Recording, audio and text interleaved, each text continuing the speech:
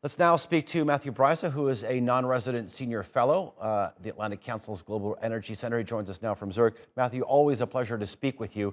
Before I get to the negotiating talks here in Istanbul, I want to sort of take get your assessment from sort of 30,000 feet up. I mean, almost 5 weeks into this conflict. What is your assessment of where we stand? Because the feeling within a lot of circles is that Russia is adopting, you may call it a major, but definitely a strategy shift.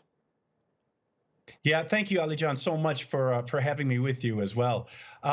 Yeah, well, I think it is a it's a tactical shift. It's not a strategy shift. Let me back up. Putin for years has been making clear that he believes Donetsk and Luhansk are no longer Ukraine's. And that is, in a sense, a loss for Russia because once he invaded Ukraine, occupied those areas of the Donbass and Crimea as well, he effectively, quote unquote, lost the entirety of Ukraine in a strategic sense for Russia.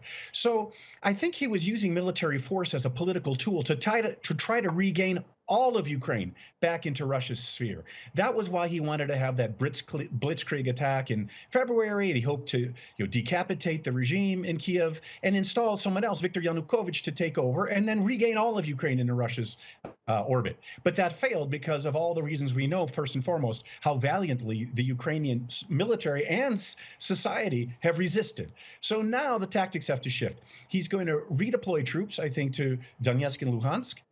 He's going to do what I thought from the beginning, use that as a platform to continue an aggressive approach toward Ukraine, and now try to minimize the cost of sanctions that Russia is facing. I mean, the offensive, the blitzkrieg, the attempt to take over all of Ukraine utterly failed. And so now he's got to shift and go back to his original goal, Luhansk and Donetsk. Okay.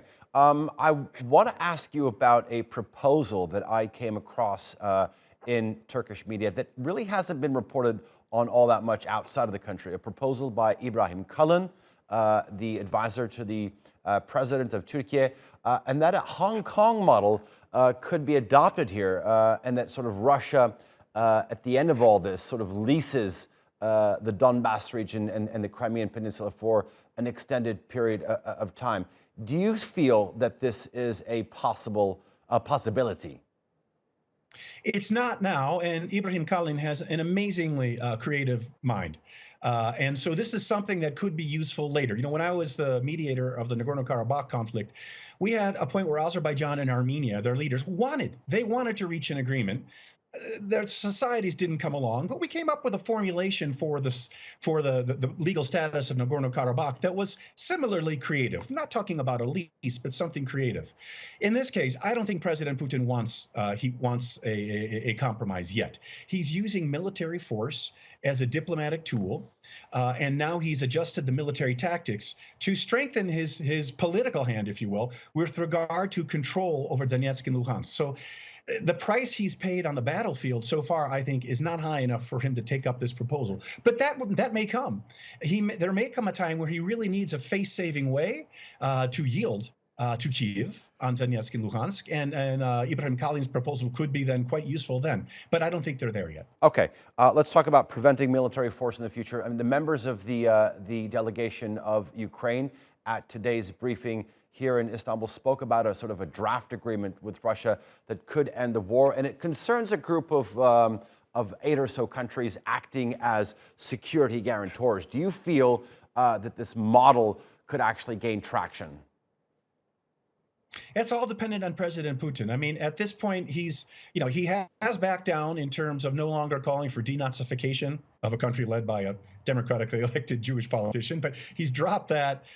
He's dropped a lot of the more obnoxious rhetoric. So maybe that's a sign of him wanting to find some way ahead, some way at least to reduce the tension. But I think we're going to see things play out on the battlefield a bit more. Yes, there's one U.S. military senior general who's saying he's seen that the Russian troops do appear to be turning down the heat around Kiev and Chernihiv.